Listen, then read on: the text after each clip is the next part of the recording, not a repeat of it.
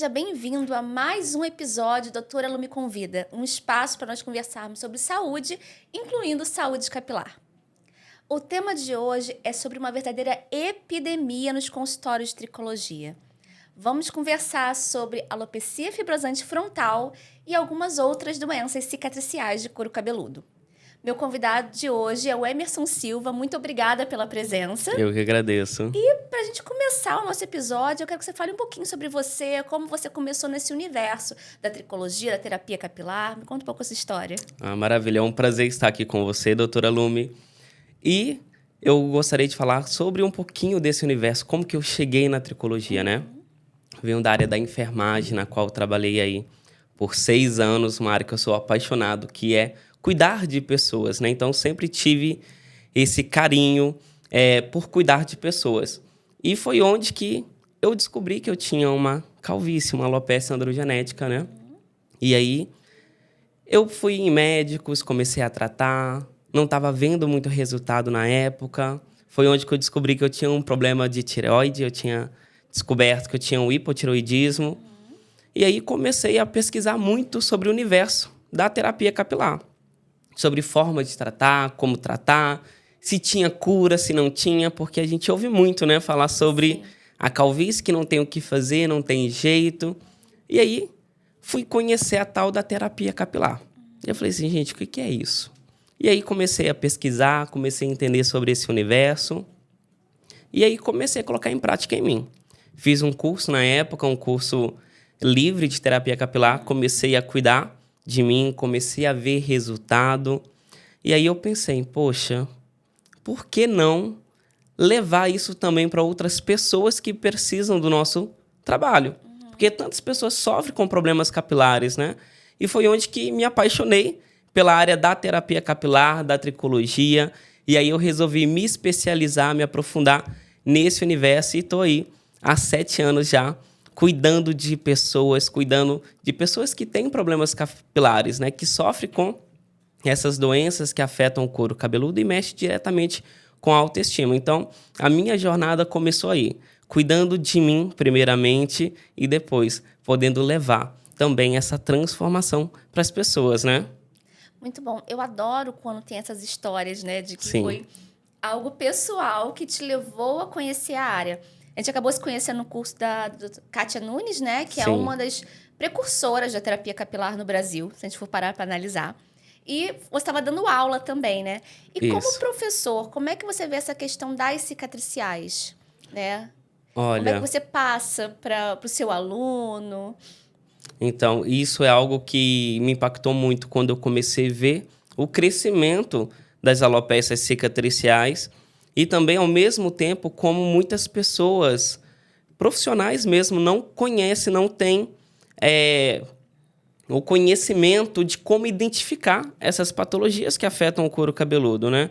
Então, é muito importante a gente saber reconhecer, principalmente de forma precoce. Então, a gente vê que teve um aumento de forma muito grande. E isso traz um impacto para a vida das pessoas. Então, eu tento, através aí da tricologia, da docência, levar o conhecimento, saber reconhecer principalmente os sinais, sintomas. Então, eu falo que a gente, como profissional, a gente precisa falar menos e ouvir mais. Então, a gente precisa ter uma escuta ativa, né? Então, o nosso cliente, o nosso paciente, ele nos dá sinais. Muitas das vezes, os sinais, os sintomas que ele está sentindo, uma dor, um ardor no couro cabeludo. Então, eu falo que a gente não pode normalizar isso. E muitos profissionais acabam normalizando. Pode ser uma dermatite, pode ser uma caspa. Não. Vamos olhar? Vamos fazer uma tricoscopia, ver como é que está esse couro cabeludo, porque a gente tem sinais clínicos que vai nos mostrar realmente que aquilo é uma alopecia cicatricial, né? Não, com certeza. Eu tenho uma paciente que acabou virando, mais uma que acabou virando amiga, né? Sim. Que ela tinha uma história de 3 anos de prurido, que é a coceira em couro cabeludo, e que ninguém dava importância. E aí, quando ela chegou, primeira coisa, quando ela sentou na minha cadeira, quando ela começou a contar, ela me falou que o couro cabeludo dela coçava há 3 anos. Eu falei assim, você é paciente de biópsia? Né? Você é uma paciente que merece uma biópsia de couro cabeludo. Porque não tinham grandes sinais ali no olho, na tricoscopia. Realmente a gente encontrou uma condição, tratou, ela tá bem, né? Ela vem acompanhada. Acabou que veio quase que a família inteira dela por conta disso. Porque eu ouvi, eu falei assim, como assim? Você tá com uma queixa de coceira em couro cabeludo e não tinha sinais de dermatite, não... Então, sim, vamos investigar, tem mais alguma coisa, né? E agora falando assim do nosso tema principal de hoje, que é a fibrosante frontal, né? Para você que está em casa e que nunca ouviu falar, fibrosante frontal é uma doença autoimune, que é cicatricial, ou seja, quando você já tem perda dos fios, esses fios não voltam a nascer. Então, a gente considera realmente uma urgência dermatológica. Você precisa de ver o quanto antes, descobrir que tem a doença. E o que geralmente as pessoas percebem é um aumento da testa. É uma das principais queixas, junto com a perda de fios da sobrancelha. Tem outros sinais, tem outras características, mas essa costumam ser as duas queixas mais comuns, né? E você tem visto esse aumento de fibrosante frontal no seu dia a dia, nos seus atendimentos? Sim, muito. E muitas das vezes essas pessoas não sabem nem que tem uma alopecia fibrosante frontal. Recentemente atendi uma paciente que nos procurou com queixa de queda de cabelo, que já estava fazendo tratamento com outros profissionais. E ela falou assim, olha, eu não vejo resultado, não vejo melhora. Vejo que meu couro cabeludo está ficando mais ralinho, mais visível. E, de fato, ela tinha uma alopecia androgenética. Só que ela não tinha só uma alopecia androgenética. Quando eu olho para a sobrancelha dela, eu vejo que ela tinha uma micropigmentação. Eu perguntei, você fez a micropigmentação por uma questão estética ou você fez realmente porque você perdeu a sobrancelha? O que ela me relata? Perdi a Perdeu minha a sobrancelha há sobrancelha. mais de 5 anos. Clássico. Muito Os 5 clássico. anos são clássicos. E aí, quando olho para o couro cabeludo, a linha de implantação capilar, né, que a gente chama de hairline, estava preservada, entre aspas. Quando eu faço a tricoscopia, ausência de fio velos. Os fios velos são aqueles fios menores que 2, 3 milímetros, né? Então ele é bem hipopigmentado, é bem pequenininho. Uma penugem, né? Um pelinho bem fininho. Ela não tinha mais nenhum. Ou seja, ela já estava tendo o início ali da alopecia fibrosante frontal no couro cabeludo. E que teve início na sobrancelha, e que infelizmente não tinha sido descoberto anteriormente. E isso gerou, assim, para ela um impacto muito grande. Ela ficou muito assustada. E aí é nessa hora que a gente tem que ter um papel de acolhimento, a gente orientar e também mostrar para ela a importância que, por mais que ela já tenha perdido a sobrancelha, a gente conseguiu pegar numa fase ainda a tempo. Por quê? Ela tinha todos os fios terminais, ou seja, os fios grossos estavam preservados. Ela começou a ter a perda dos pelos velos. Então, isso é muito bacana, a gente poder entender, a gente saber reconhecer, né, esses sinais, sintomas. E que ela tinha passado por outros profissionais que, infelizmente, não tinha descoberto isso. E que, graças a Deus, a gente conseguiu descobrir e poder preservar esse cabelo que, acima de tudo, é o que importa, né? Do que você falou, a gente consegue abrir várias caixinhas, né? Sim. Eu falei que 5 anos costuma ser clássico e que pode acontecer, sim, em média, nos relatos, né? De artigo, de literatura. O que a gente vê é que, às vezes, o paciente perde a sobrancelha até cerca de 5 anos antes de começar a ter os primeiros sinais de perda de fios em couro cabeludo mesmo, né? De ter os primeiros sinais que chamem a atenção, vamos dizer assim, da fibrosante frontal. Então, isso é algo importante. Você falou da associação, né? De ter de mais de uma doença. Uma coisa que eu tive agora, recente, num congresso no Chile, num congresso que teve palestrantes muito importantes a nível mundial, como o Dr. Sérgio, que é da Espanha, que é um dos maiores publicadores do mundo, né? A doutora Isabela Dost também, que é do Brasil, que é uma médica maravilhosa, que é da USP, que também publica muito, né? Tem até livro de tricoscopia dela. E aí, uma das palestras que eu assisti foi exatamente falando essa questão da associação, que hoje a gente toma muito cuidado, que às vezes começa com uma doença, e de repente o paciente tem 2, o paciente tem 3. Então, é nosso papel, né, fazer a tricoscopia com frequência. Não é fazer uma tricoscopia, no primeiro dia, né, que você recebe, que acabou de chegar ali, você colheu a história, fez a tricoscopia, começou a tratar e tchau, ignora. Fica mantendo só por foto macro, né, só por foto distante para ver resultado. Não. É nosso papel, de tempos em tempos, estar ali olhando novamente couro cabeludo. Eu tenho até um caso, não foi com uma cicatricial, mas foi com uma areata de uma paciente minha de androgenética. E aí, ela foi numa consulta, a gente fez a tricoscopia, clássico de androgenética. Ela volta 3 meses depois, com muita queda de cabelo, mas foi após um pico de estresse muito importante. Tricoscopia é uma areata incógnita. Então, assim, e se eu ignoro? E se eu acho que, é só mais uma queda? Não. Sim. Mas tinha uma tricoscopia 3 meses antes, não tem problema, faz de novo.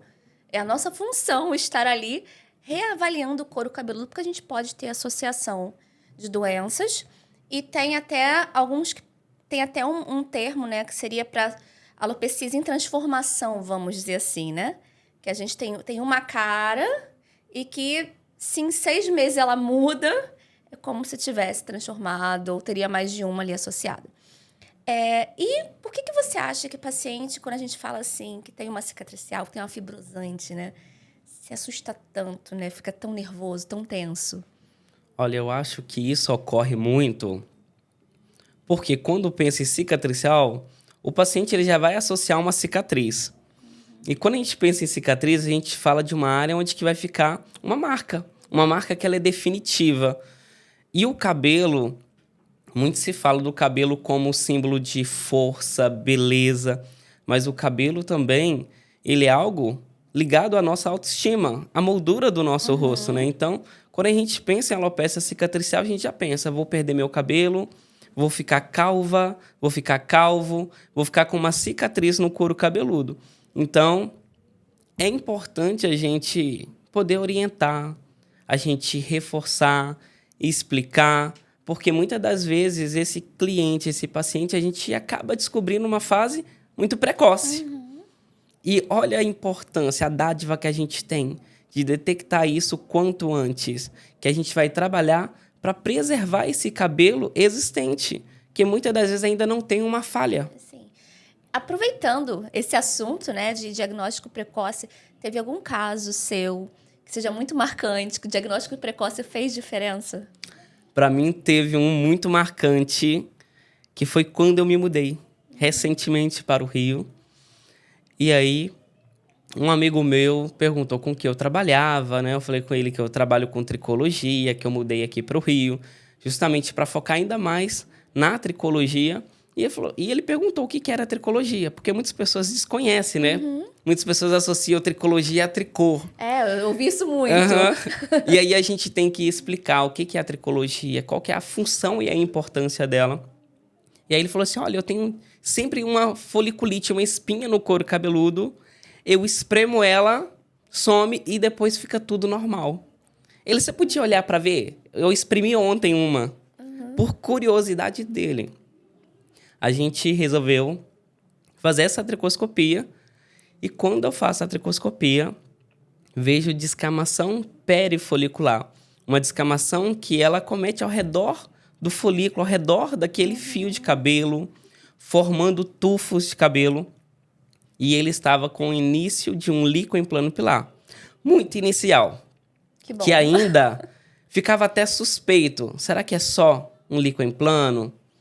Será que é de fato um líquen plano? E aí, encaminhei ele para um dermatologista, um especialista em tricologia, fez a biópsia e a biópsia veio positivo, com infiltrado inflamatório linfocítico, confirmando que ele estava com o líquen plano e ele não tinha nenhuma falha no couro cabeludo. Então, assim, esse para mim foi muito marcante, porque a gente sabe que tempo é cabelo. Então, eu costumo dizer que a gente precisa correr contra o relógio. A importância do diagnóstico precoce, ele vai mudar de forma radical a vida do nosso paciente. Seja bom, porque a gente está detectando isso rápido e a gente sabe que uma alopecia cicatricial, onde vai perdendo aquele cabelo, vai gerando uma cicatriz. Sim, não volta então, mais. esse caso, para mim, foi algo assim muito marcante, porque pela curiosidade dele, a gente conseguiu detectar antes mesmo que ele viesse ter um agravamento e uma falha realmente visível ali no couro cabeludo. Isso me chamou muito a atenção, até mesmo para começar a focar principalmente nessa área, na detecção precoce das alopécias cicatriciais, que a gente está vivendo uma epidemia, né? Fico feliz que o seu caso seja positivo, tenha Sim. sido muito precoce. Eu tenho um caso de líquen plano, eu tenho outros, né? Mas esse foi muito marcante no sentido contrário. Eu peguei num paciente super jovem, um menino, né? 18, 19 anos, né? Com faculdade começando, que a mãe trouxe porque já tinha uma placa de alopecia, bem aqui, assim, nessa região frontoparietal. Era uma placa grande, com aquele aspecto de pegada na neve, né? E aí, no caso, lembro que quando ele chegou, ele jogava o cabelo pra frente, pra cobrir. Eu tava sentada, eu olhei assim, eu falei assim, meu Deus, que não seja o que eu estou pensando que é. Porque no meu coração eu preferia que fosse uma areata, eu preferia que fosse qualquer outra coisa do que eu achava que eu tava vendo. E a mãe falou assim, acharam que era infecção por fungo, só que ele só tá piorando. E aí, quando eu levantei, abri, né, o cabelo e fui fazer a tricoscopia, muita descamação perifolicular, realmente já com áreas cicatriciais, áreas que o cabelo dele não ia crescer. E ele tinha uma diferença na pele mesmo, aquela Sim. pele de cicatriz, né? Como acontece na fibrosante, que vai tendo uma alteração na pele aqui na frente, uma perda de colágeno. Então, ele tem esse aspecto na placa. E aí, eu examinei o couro cabeludo todo, que faz parte da nossa função. Eu falei para ele, olha, essa placa aqui realmente já tem uma área de perda, mas você precisa tratar, porque existem outras áreas no seu couro cabeludo que também tem o mesmo padrão de escamação, mas que não tinha placa ainda. E aí, a gente começou a tratar, teve que medicar. No caso dele, era muito óbvio o que eu estava vendo, né? Não tinha nem o que questionar. E aí, realmente, quando eles viram o restante do couro cabeludo, ele raspou a cabeça. Ele quis raspar a cabeça para ver. Ele conseguiu enxergar, olho nu, o nível de gravidade que estava de descamação. O problema, né? Que tinha os outros pontos de descamação. Então, realmente, a detecção precoce, o diagnóstico precoce é fundamental. E aí, como é que você costuma orientar, né, o terapeuta? O que você acha assim, de importante no terapeuta para ele desconfiar? Não é uma queda convencional. Estamos falando... Podemos estar diante de uma cicatricial. Como é que você orienta isso? Sempre falo para a gente ter essa escuta ativa, porque os sinais e sintomas nos ajudam muito a entender o que está ocorrendo, né? E o que eu mais vejo é pessoas que estão desenvolvendo uma alopecia cicatricial, elas sempre vêm com relatos bem parecidos, queixando de queda de cabelo, muito comum, só que sempre vem acompanhado de algum outro sintoma. Então, a gente precisa observar os sinais e sintomas, né? Então, os sinais é tudo aquilo que eu estou vendo. E os sintomas é tudo aquilo que o cliente está sentindo, que aquele paciente sente, que ele me relata. E aí, sempre vem associado de prurido, que é a coceira, dor, ardor, como se fosse uma sensação de formigamento, queimação no couro cabeludo. Então, esses sinais já é um alerta para a gente poder ter um olhar diferenciado quando eu for realizar a tricoscopia. Então, até mesmo o equipamento de tricoscopia, ele é de extrema importância ter um bom tricoscópio. Com certeza, um bom tricoscópio faz diferença. Muitos profissionais utilizam tricoscópio só de luz branca, que não vai permitir visualizar melhor a epiderme, a pele do couro cabeludo, a vascularização. E isso vai fazer uma diferença muito grande. Porque quando esse paciente já me relata esses sintomas, isso já me acende um alerta antes mesmo de eu ter olhado o couro cabeludo. E aí, quando eu já vou olhar o couro cabeludo, já vou pensando, será que tem uma alopecia cicatricial aqui? E aí, somente olhando a olho nu, ali a visão macro, eu já consigo ver um eritema bem difuso, né? Aquela vermelhidão. E aí, a pessoa relatando todos esses sintomas. Quando a gente vai realizar a tricoscopia, sempre observar as características. Ausência de abertura folicular, isso não é normal. Indica uma cicatriz, uma fibrose. Quando a gente começa a ter tufo de cabelo, isso é algo que também a gente precisa Sim. observar porque a gente não tem tufos de cabelo, 6, 7 fios emergindo do mesmo folículo. Não é normal. E a descamação perifolicular, ela é muito clássica, principalmente quando a alopécia cicatricial está numa fase ativa. Então, esses são os sinais clássicos que a gente precisa estar atento como profissional. Eu vou acrescentar observar a sobrancelha. Sim, Sempre. sempre. E quando a gente pega, às vezes, senhoras, né?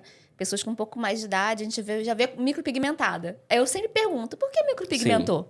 Né? Porque é algo que fica mais difícil da gente fazer uma boa tricoscopia da sobrancelha, porque já tá com pigmento que vai atrapalhar, o pigmento talvez cinza, que a gente... Ponto cinza na fibrosante, por exemplo, e outras alterações a gente não enxergaria.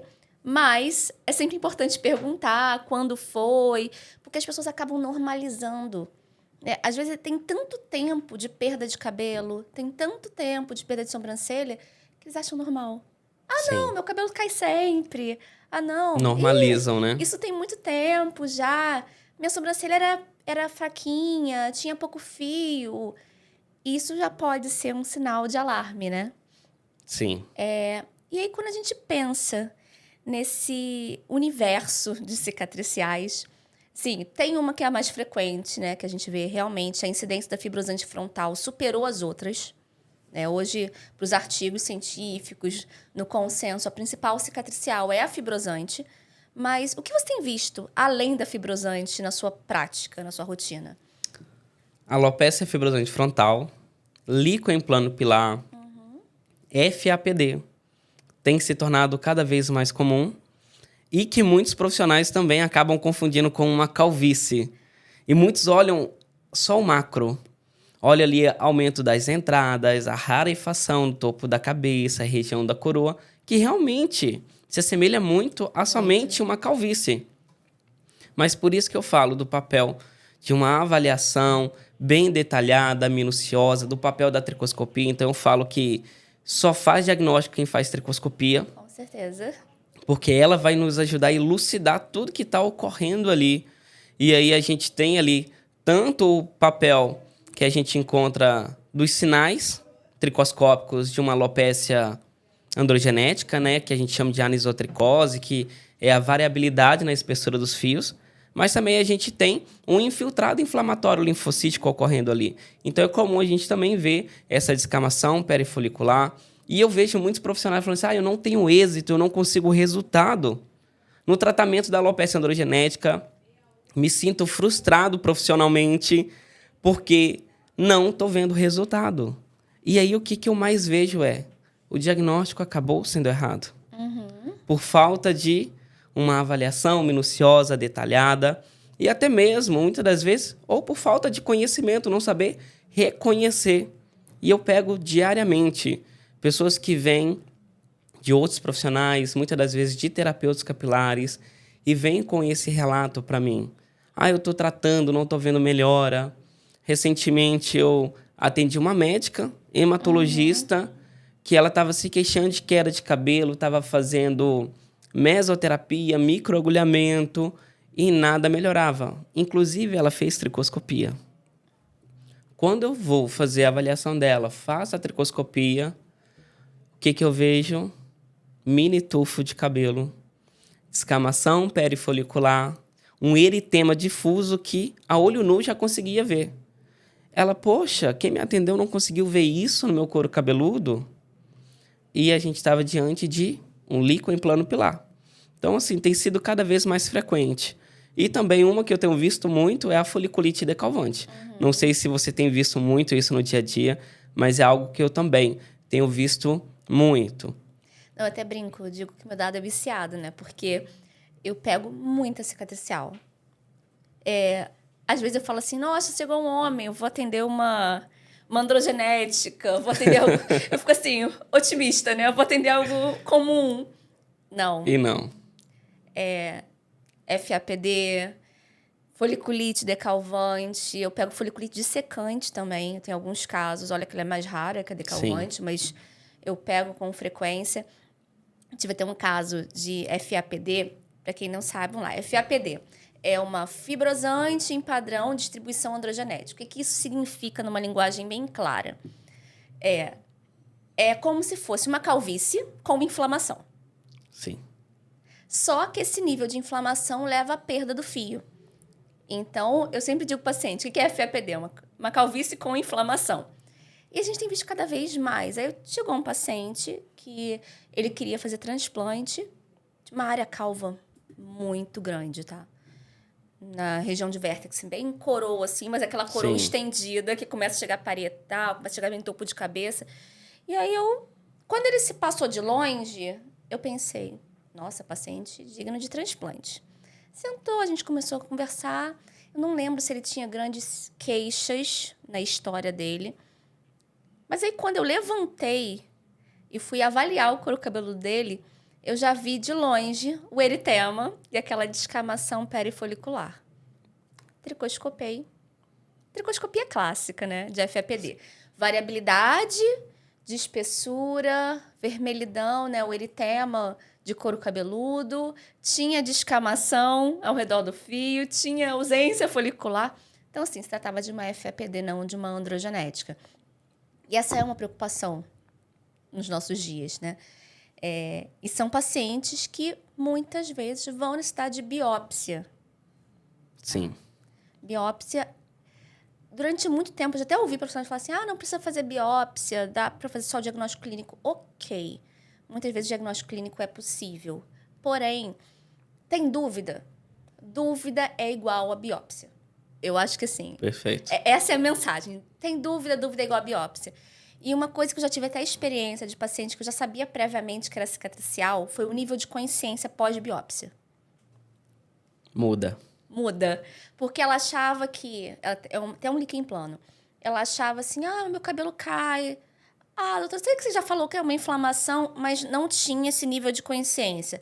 No momento que eu tinha um diagnóstico de líquen plano, e que eu falei que, inclusive, quando fosse fazer algum procedimento na pele, avisar que ela tem história de líquen plano, que quando fosse ao ginecologista, avisar que ela tem história de líquen plano, que ela tem uma doença autoimune, né? Quando for no endócrino, em outras especialidades, sempre avisar que é uma doença autoimune.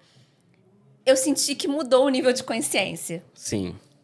E aí, você que trabalha com essa parte da terapia, né? Que é um tricologista não médico, e que a gente tem que ter esse tipo de parceria. Como é que você faz com esses pacientes que chegam? Como é que você trabalha? Depois eu dou minha opinião em relação a isso, mas eu quero que você fale um pouquinho sobre isso. Perfeito. É algo que eu vejo que muitos pacientes acabam tendo até medo, tá? Pensando assim, mas biópsia vai ficar uma cicatriz no meu couro cabeludo. Já ouvi falar que não deveria fazer biópsia, não precisa.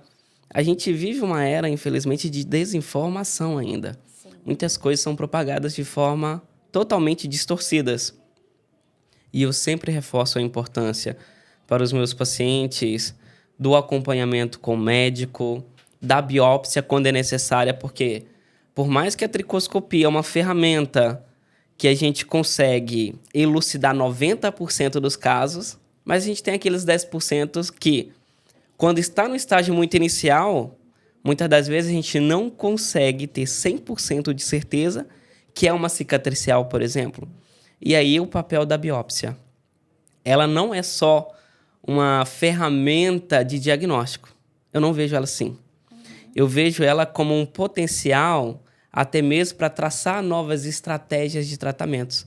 Para a gente ver aquela luz no fim do túnel, a gente saber qual tipo de infiltrado inflamatório está presente ali naquela alopecia cicatricial, se de fato for uma alopecia cicatricial. Então, ela não é só uma ferramenta de diagnóstico, mas sim, ela é um novo caminho para que a gente possa buscar alternativas do que vai ser melhor para o tratamento dessa pessoa. Então, eu sempre oriento, explico isso para ela, falo como que vai ser a biópsia, que é um pequeno pedacinho que vai retirar ali. Então, é uma área que não vai trazer uma cicatriz grande ali para ela esteticamente. E como que essa biópsia vai ter um papel não só no diagnóstico, porque muitas vezes ela pensa assim, mas se você já fez a tricoscopia, você tem quase 100% de certeza que é uma alopecia cicatricial, para que eu vou fazer uma biópsia para confirmar o diagnóstico? E aí onde que eu explico? Eu falei assim, não vai ser só para o diagnóstico. mas para a gente identificar qual tipo de infiltrado inflamatório e traçar uma estratégia de tratamento mais adequada. Então, é uma nova possibilidade, é um novo caminho que ela vai nos dar também aí em relação ao diagnóstico e o tratamento. E nesse caso eu quero até te elogiar, tá? Porque eu já recebi uma paciente sua para fazer biópsia e ela veio muito bem encaminhada, muito consciente. Sim. Do que tinha que fazer a biópsia, do que a gente fez a biópsia no mesmo dia. E geralmente é uma dificuldade ali realmente conversar com o paciente, explicar a necessidade. Então, realmente, ela veio já muito bem encaminhada, muito certa, e realmente a gente fechou o diagnóstico de líquido em plano. Então, realmente, e acontece, tá? Eu até falo para os pacientes, eu prefiro estar errada. Eu fico feliz se vier uma androgenética, se vier que a descamação era uma dermatite. Eu fico super feliz. Mas a gente precisa ter certeza, até porque são medicações mais fortes, né? Que a gente precisa entrar. Por mais que eu use, eventualmente, uma fitoterapia, não dá para eu ficar só com fitoterápico quando se trata de uma cicatricial. Ainda mais com a velocidade que as cicatriciais têm aparecido, com a evolução, com a gravidade. Então, realmente, eu preciso, às vezes, de entrar com hidroxicloroquina, com imunobiológico. E até para você entrar com segurança, é importante que você tenha um diagnóstico via biópsia. Né? Porque se a gente pensar assim, numa androgenética, a gente trata de um jeito. Mas se eu tenho FAPD, eu sempre falo para o paciente, é o tratamento da androgenética mais o tratamento para inflamação. E quando eu penso na inflamação, é que eu vou pegar medicações que às vezes são mais pesadas, vamos dizer assim, né? Para o paciente entender que são medicações mais fortes. Então, eu preciso ter certeza. Isso faz a diferença. Para poder tratar. E faz a diferença na evolução dele clínica. Então, realmente, a sua paciente veio muito bem encaminhada, muito consciente. E isso é importante. E agora, assim, fala para o terapeuta, especificamente, quais são os sinais que você percebe que, assim, tem que encaminhar esse paciente para o médico. Tá?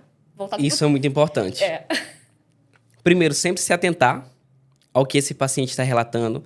Então, no primeiro sinal de ardor, dor, coceira, a gente avaliar o couro cabeludo, a gente vê essa descamação perifolicular, aquele eritema, e muitas das vezes a gente pode até não ver, mas se eu ver uma região que apresenta uma falha, que não tem abertura folicular, primeiro entender, saber desse paciente se é uma cicatriz, se ele já tem aquela cicatriz, porque ocorre muito de paciente falar assim, eu era muito arteira quando era criança, caí, bati a cabeça, jogaram pedra, ficou uma cicatriz. Então, é importante a gente já descartar isso. E no primeiro sinal que a gente identificar, que a gente suspeitar, a gente encaminhar para um tricologista, médico, para fazer esse diagnóstico. E não é somente encaminhar o paciente e falar assim, olha, procura um tricologista médico. Não, porque eu vejo muitos profissionais fazendo isso. E aí é onde que eu vejo muita falha na comunicação. Vejo muitos profissionais terapeutas falando assim, mas o médico ele não é acessível ao terapeuta, tem essa concorrência. Não. Muitas das vezes está na forma como você se posiciona. Então, quando encaminhar, detalhar, fazer um relatório, explicando tudo que você viu, encaminhar as fotos também.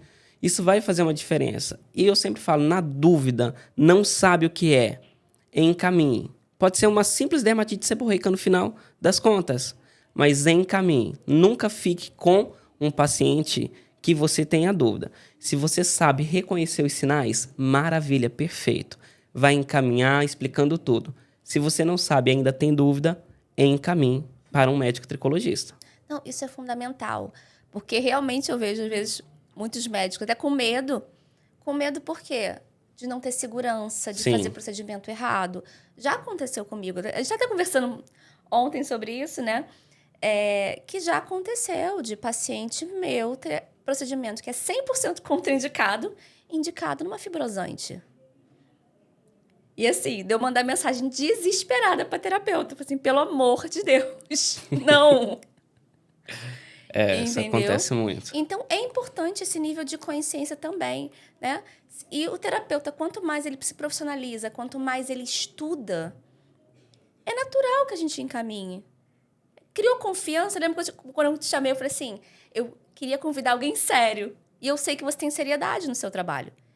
Então, é isso. Quando a gente vê que a pessoa é séria, que a pessoa tem responsabilidade, que a pessoa está estudando, a gente encaminha. Tenho também uma terapeuta que eu sempre falo com minha mãe, eu falei, mãe, eu adoro o trabalho dela. Ela é muito consciente, é muito responsável. Eu fui dar aula numa pós-graduação, ela estava lá, como aluna na pós. Então, é alguém que tem essa visão do estudo. Sim. Né? Então, a gente se sente confortável quando tem o estudo. Agora, isso vale para os dois lados. Para ter uma relação, tem que ter conhecimento. Sim, sem sombra de ambos dúvidas. os lados. Porque é para o melhor para o paciente. São pacientes que já sofrem muito, né? Porque eles entendem que, assim, vou perder meu cabelo todo. Quando recebem um diagnóstico, não é um diagnóstico fácil, nem de dar, nem de receber. Eu falo que, às vezes, eu fico com o coração partido quando eu vejo, tenho que dar um diagnóstico. Dar um diagnóstico assim. É muito difícil. Mas é importante para ele estar em boas mãos, ele ter confiança, saber que, assim, tudo que a gente está fazendo para melhorar, para segurar. Até porque são doenças que a gente pensa assim, ok, às vezes a gente consegue melhora, sim.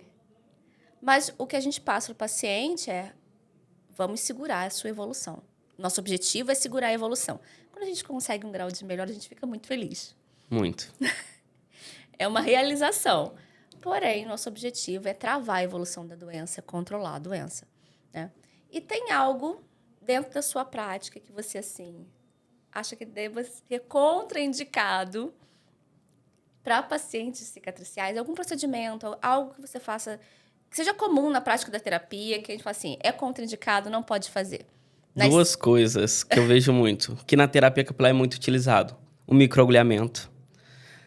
90% das pacientes que eu pego que têm um histórico de alopecia cicatricial vem com microagulhamento. Inclusive, essa última que eu atendi, que tinha um licoimplano pilar, que era uma médica hematologista, ela veio e estava fazendo o quê?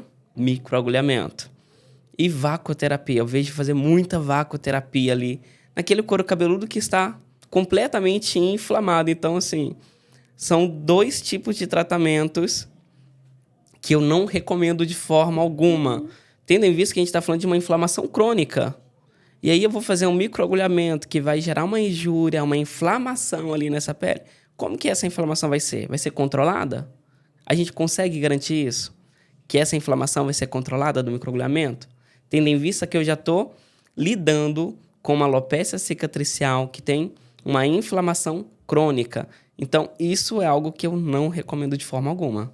Excelente, porque isso é algo que a gente vê. Foi até uma das perguntas que eu recebi. Se pode fazer, é contraindicado. Saiu agora um consenso de fibrosante frontal. Foi o primeiro consenso mesmo, que foi o Sofia, né? Consenso é um grupo de médicos que se reúnem para traçar uma conduta de determinada doença, traçar o diagnóstico. É claro que não é 100% de consenso entre eles, mas por exemplo, as práticas que a maioria concorda. E foi dentro das práticas, o que foi 100% condenado, contraindicado, foi o microagulhamento. Entrou na prática que não deve ser feita, exatamente por conta disso. Você tem uma inflamação. Você precisa de controlar essa inflamação, não de gerar mais inflamação. Até porque a gente sabe que essa inflamação superficial, né? Porque no caso da fibrosante das cicatriciais linfocíticas, né? Vamos pensar só das linfocíticas. Fibrosante, FAPD, líquen plano, a inflamação está a nível superficial, por isso tanto sintoma. Por isso que dor, por isso coceira, porque está muito perto da pele. Diferente da areata, que a inflamação é profunda. E aí, você vai microagulhar ali, você vai gerar mais inflamação onde já está inflamado. E a tendência é que você piore o quadro, Piora o quadro. E aí, pensando em controle de inflamação, tem alguma terapia, algum procedimento que você costuma fazer? Como é que costuma ser sua rotina, sua indicação para esses pacientes? Para esses pacientes, eu gosto muito de trabalhar essa parte anti-inflamatória. Tudo que visa trazer uma calmia para esse couro cabeludo, né? Então, dependendo de qual estágio esteja essa inflamação, dentro da terapia a gente tem uma variedade, né? Argilas, óleos vegetais, óleos essenciais que têm um poder anti-inflamatório muito grande. Vai ser muito benéfico nesses casos. Laser. Então, a laser terapia, para mim, assim, eu amo laser. é o carro-chefe nos tratamentos. E eu acho assim que é indispensável. Então, a gente sempre partir desse princípio, visando combater a inflamação, para a gente controlar e a gente parar o avanço desse tipo de alopecia cicatricial. Então, para mim, o que não pode faltar é o laser, principalmente. Eu acho laser fundamental, adoro laser. E os estudos, né, sobre Sim. a luz, principalmente a vermelha, né, para inflamação, vermelho, infra, são excelentes. Não é só gerar energia lá no folículo para o fio crescer, mas também combater a inflamação. Então, eu sei que a gente está chegando no nosso final do nosso podcast e eu queria que você deixasse uma mensagem para os pacientes que têm cicatricial. Para os pacientes. Para os pacientes. O que eu quero dizer é, não tenha medo e não deixe que esse medo te desmotive ou te desencoraje a procurar ajuda profissional. Porque tempo é cabelo. Então, ao menos, nos primeiros sintomas que você sentir, seja dor, ardor, coceira, queda, não normalize isso. E não deixe isso ser um medo, um obstáculo para você. Principalmente para quem sofre com alopecia cicatricial, que tem muito medo de perder o cabelo. Mas veja isso como uma oportunidade para o autocuidado, para cuidar de si mesmo e que dali para frente seja um novo caminho para você se descobrir, para você cuidar mais de você e a gente poder manter esse cabelo que você tem e evitar uma perda. Então, a gente precisa correr contra o tempo. Então, não deixa que isso seja um obstáculo. Então, não deixa o medo te impedir. Mas use ele como um combustível para que você possa ir adiante e procurar ajuda, tanto médica quanto terapeuta. O papel dos dois é fundamental para que possa trazer uma qualidade de vida também para você. E tanto a parte médica que vai cuidar todo esse processo ali para controlar o avanço, a terapia também vai te ajudar a você se descobrir, você a cuidar de você mesmo, né? E também para você poder recuperar a sua autoestima, que isso é muito importante. Isso faz muita diferença. Então, não tenha medo, venha, porque nós, como profissionais, estamos prontos para acolher, para ajudar, para que isso não seja um motivo para que você fique frustrada, mas sim algo para você se descobrir mesmo como pessoa, você poder recuperar a sua autoestima. Tá, e agora eu quero que você fale para o terapeuta ou para a pessoa que quer trabalhar com terapia capilar, que ouviu falar alguma coisa, mas quer saber como começar, qual caminho a seguir. Perfeito. Para o terapeuta, eu sempre digo, estude, mergulhe de cabeça no universo da terapia. Então, procure entender sobre fisiopatologia. Isso é muito importante. Aprofundar sobre tricoscopia. Tricoscopia não é fácil. Não foi da noite para o dia que eu aprendi. Estuda, vê muito. Muito mesmo. E é o que eu falo. Como terapeuta, como tricologista, como que eu sei que eu estou no caminho certo? Quando eu atendo um paciente, ele sai da minha sala e eu fico assim, com aquele sentimento. Será que eu fiz tudo? Será que eu poderia ter feito mais? E é onde que eu vou correr atrás, para sempre estar aprendendo, aprofundando, para poder entregar o melhor. Então, terapia capilar tricologia não é visar dinheiro. Não é isso. É cuidar de pessoas que sofrem com problemas capilares. Então, a gente precisa entender isso, a diferença. Eu não cuido de problema capilar. Eu cuido de pessoas que têm problemas capilares. Quando a gente entende isso, o universo mesmo se abre para a gente escancara uma janela muito grande e a gente passa a ter uma visão diferente, humanizada. Então, procure dar o seu melhor, não fique no comodismo. Eu falo que para a gente ter sucesso, é preciso a gente sair da nossa zona de conforto. Não é possível a gente conseguir crescer, a gente ser um bom profissional, se a gente não sair da nossa zona de conforto, onde que tudo é muito fácil. Então, é esse recado que eu quero deixar para você que quer atuar com terapia capilar, você que atue com terapia capilar. Não se contente com o que você sabe. Procure sempre estudar, entender, aprofundar. Não adianta focar no melhor tratamento quando você não consegue fazer um bom diagnóstico, porque tudo começa aí. Então, é esse recado que eu deixo.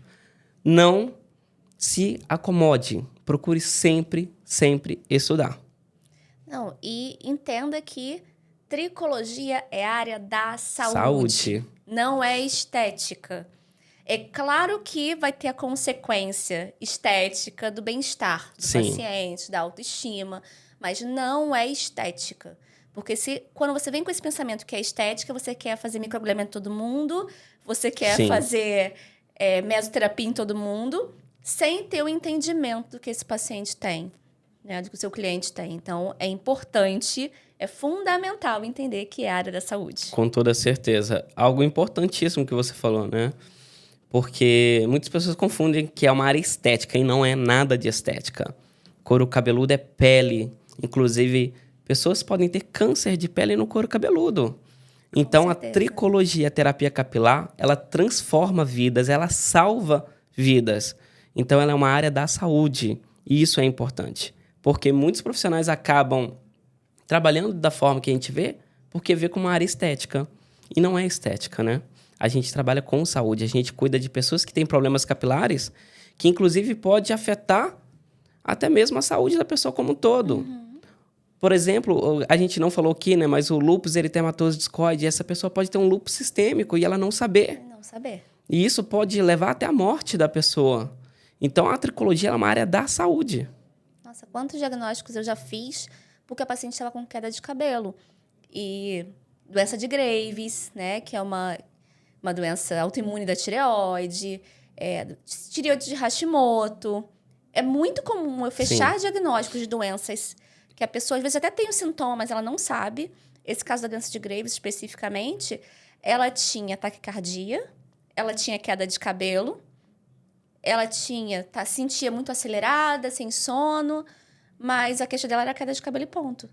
E aí ela chegou pra mim, e aí quando eu pedi toda a rotina dela, foi que a gente descobriu que ela tinha. Encaminhei para endócrino, para cuidar da parte hormonal dela, e ela tá bem. Mas ela poderia vir a desenvolver uma arritmia severa por conta de uma doença que ela não sabia que tinha. Sim. Então, o que a gente realmente quer deixar aqui pontuado, frisado nesse episódio tricologia é a área da saúde, sim. O Emerson, muito obrigada por ter aceitado o convite, tá? Foi uma troca muito importante. Eu que agradeço. Eu acho que, com certeza, quem está assistindo esse episódio vai se beneficiado. Tanto quem é paciente, tanto quem trabalha com a área da tricologia. Porque a gente deu alertas aqui muito importantes, né? Sobre procedimentos, sobre como suspeitar, sobre como diagnosticar doenças que são severas, mas que podem e têm controle. Hoje em dia tem medicação, tem como tratar. Não precisa ser uma sentença. Não precisa... vou chorar, vou botar uma peruca porque não tem mais jeito. Tem como tratar. Mas o tratamento precisa ser precoce. Tá? Muito obrigada. Eu que agradeço. Foi um prazer, doutora Lume, participar desse podcast com você para levar esse conhecimento tanto para os pacientes quanto para os profissionais que trabalham com tricologia, com terapia capilar, né? E que possamos ser multiplicadores de transformação. Porque é exatamente isso que a gente faz. A gente transforma vidas através do cabelo. Então, é exatamente isso que a gente deixa aqui para vocês. Essa importância da gente ter esse olhar clínico, esse olhar humanizado que faz toda a diferença na vida das pessoas que precisam da nossa ajuda.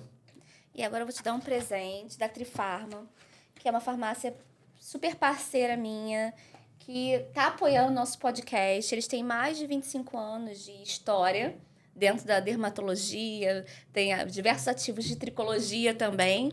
Então, presentinho para você. Muito obrigado, doutora Lume.